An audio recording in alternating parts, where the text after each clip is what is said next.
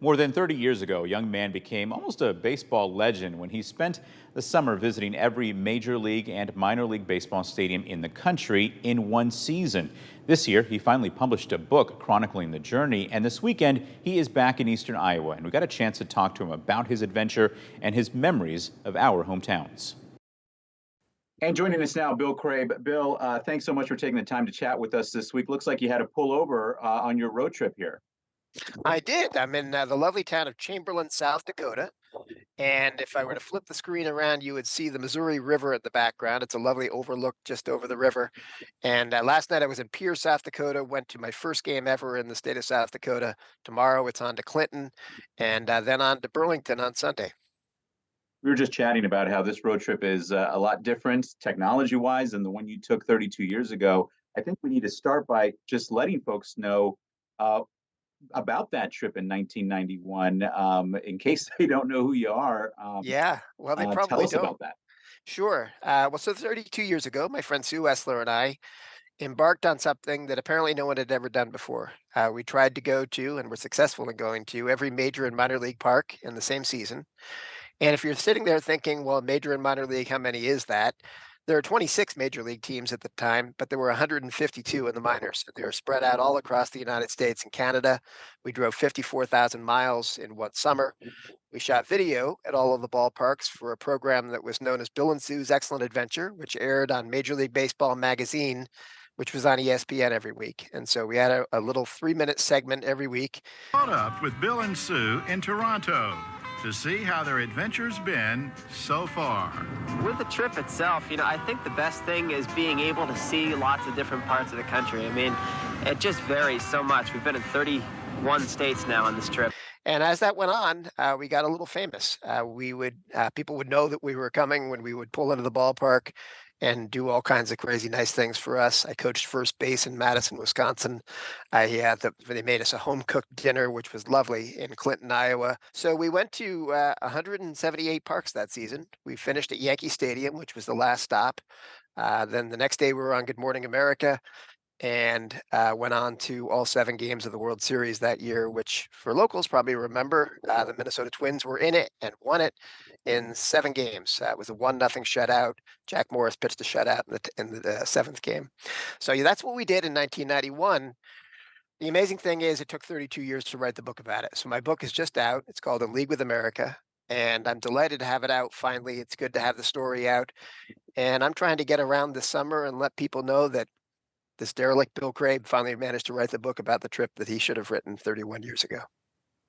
Well, it took you almost as long to write the book as it took to conceive the idea of this trip, because you had essentially had this in your mind's eye, at least, for a very long time before you actually took the trip. That's true. That goes back to my childhood, actually. I was a, a, a child of 2 parents that both loved to travel. And I used to dream. My dad was a executive at a railroad magazine, and I used to dream of doing all of the parks by train. That never happened, but I started to think about baseball travel when I was probably 10 years old. I went to college at Syracuse for broadcast journalism and learned a little bit about the minor leagues, and got my first job in minor league baseball in Macon, Georgia in 1986, where I found out that there were 152 minor league teams all over the country, which I didn't know at the time. And I started to think about, I wonder if it's possible to go to them all. And so we started to plan it.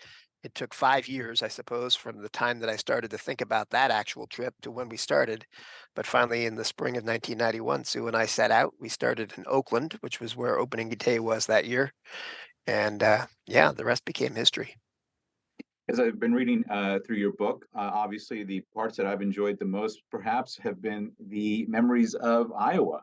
Yeah. And just crossed the state a few times. Tell us, is there a favorite memory you had of Iowa, and in particular Eastern Iowa? Yeah, for sure. My favorite memory. But the night we were in Clinton, 2 women that were, I think, part of the booster club or maybe even the board of directors of the team had read an article somewhere in USA Today, I think, about the fact that we were getting tired of baseball food, like tired of the ballparks, tired of hot dogs, tired of all of that.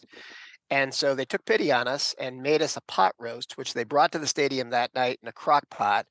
and they served it to us at a little picnic table right off the third base line. As it turned out, the game was rained out, which makes the story even a little more remarkable because they stayed after the game. Everybody else was gone. The stadium's wet, and these ladies are serving us dinner with salad and pot roast and drinks, dessert. I remember there was a nice pie for dessert, and it really was quite special. And that was probably my favorite memory. Frankly, it rained a lot that summer, so we ended up getting rained out in Burlington. This is Community Field in Burlington, Iowa. It is the home of the Burlington Astros in the Midwest League. And if it looks deserted, it's because it is. Tonight's game is supposed to start in about a half hour, but it has been rained out again. And for the second night in a row, we have no baseball. And then we got rained out again when we drove across the state to We are off to Omaha. our And then next we park. got rained out the second of the games in Clinton. But we did manage to see games in Cedar Rapids.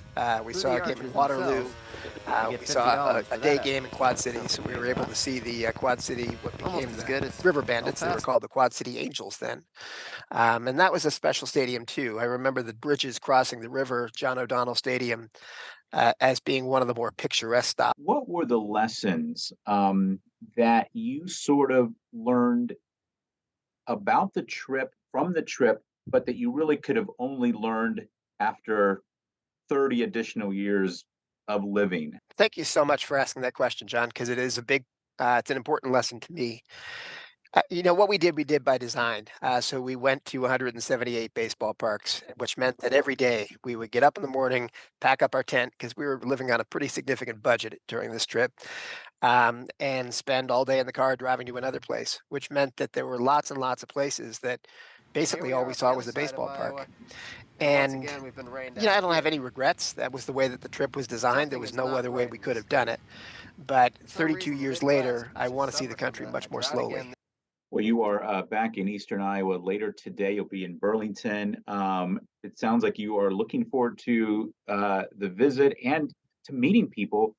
Tell us how folks can kind of look out for you if they want to chat with you. Sure. Well, I don't know how much you can see in the background, but I'm driving a gray, a sort of grayish Honda Odyssey minivan, which now has 141,000 miles on it. Come and say hi to it because it's worked hard on this trip.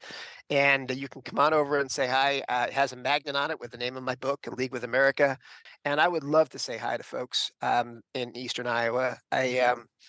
I didn't know the term Iowa Nice when we first came, but I certainly saw it in action. You can also email me at bill@findamerica.org, which, by the way, I'll also mention my blog. It's in leaguewithamerica.blog.